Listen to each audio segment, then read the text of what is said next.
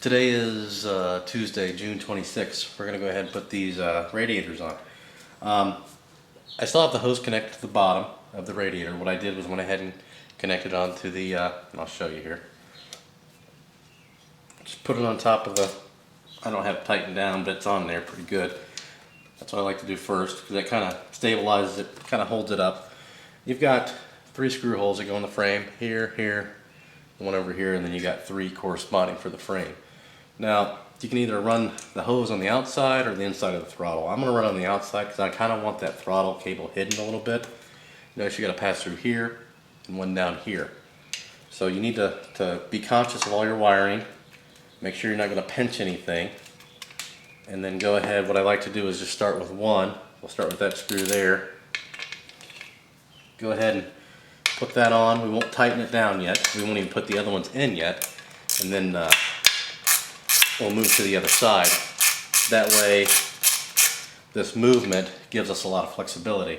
And that's about as far as I'm gonna put it on there a little further, but not a whole lot. There we go. So we'll go ahead and move to the other side. Stay tuned. Okay, we moved to the other side. We've got the radiator for the other side. We've already got the hoses on. Be sure you put your clamps on. I haven't put one on here yet, and I need to put one on the bottom here. But the most important one is have a clamp ready for this, because once you get that connected, it's kind of hard to take it back off and put a clamp on again. So what we'll do is we'll go ahead and slide that top one through first, since it is kind of the most difficult.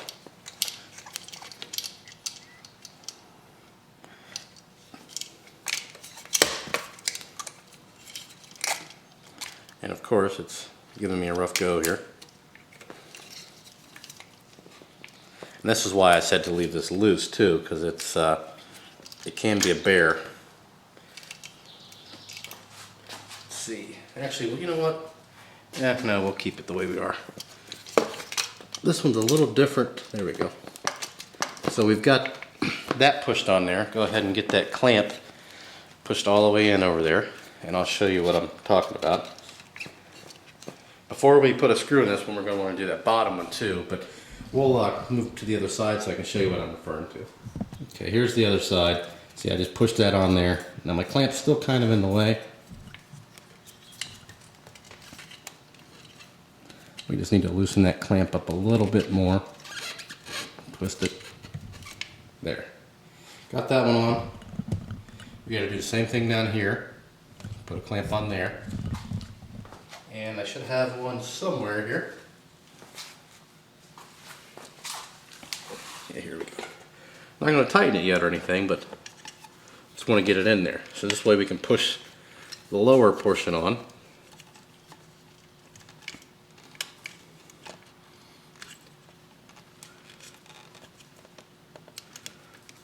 And if you are using these hose clamps like what are on here, make sure you get some good ones. Don't go to Harbor Freight.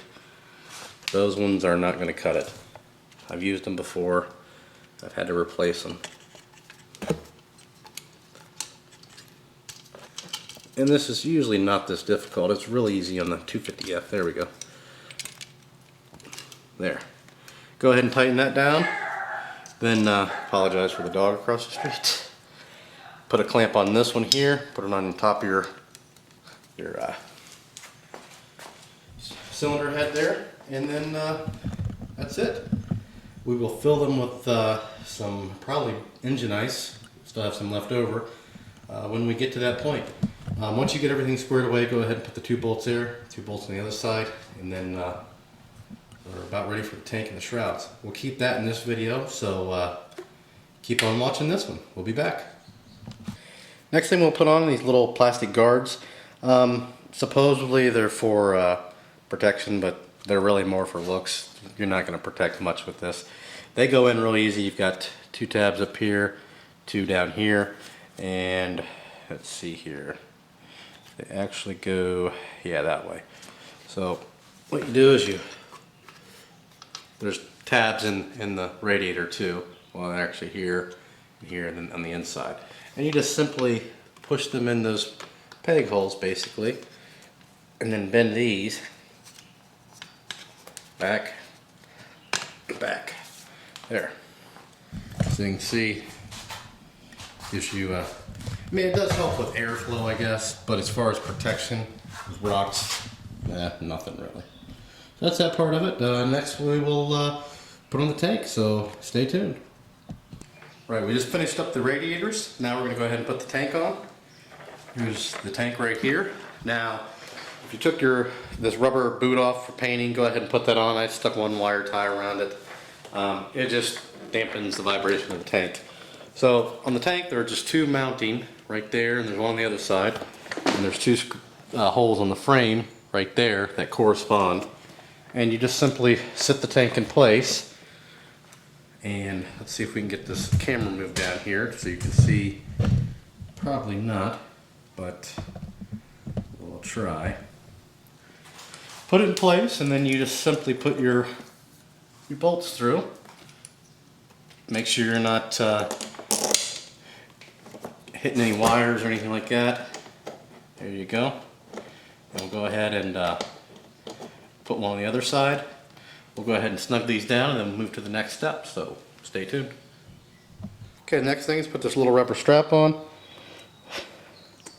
That didn't sound good. Anyway, this is the next part holding the frame, or holding the tank on. Go ahead and lift it up over the screw. It just holds the back of it down.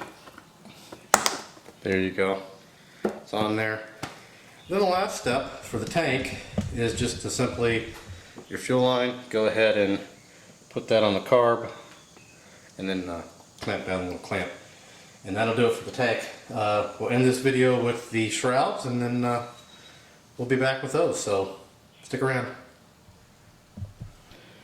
Okay, last part of this video again. We've got our shrouds here, one on each side.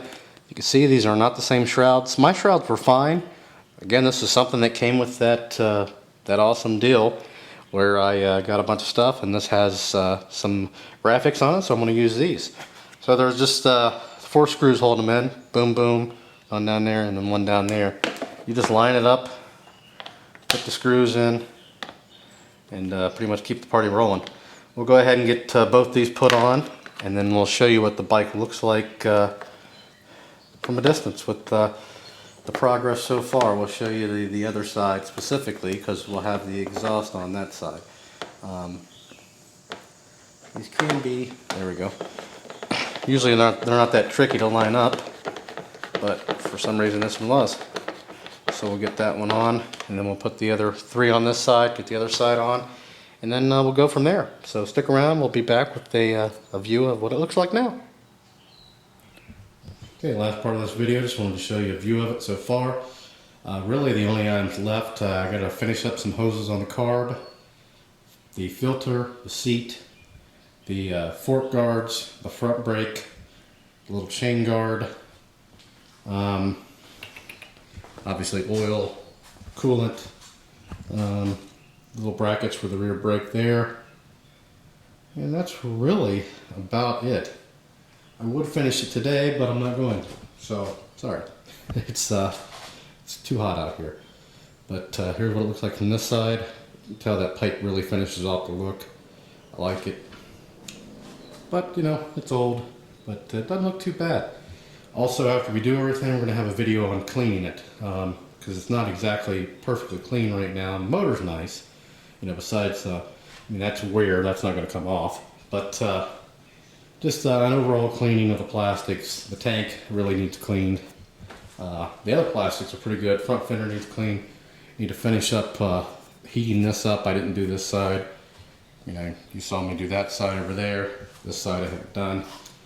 Do that, and then obviously start it and do all that. So that's going to do it for this one. If you have any questions or comments, post those below. Subscribe, and as always, thanks for watching.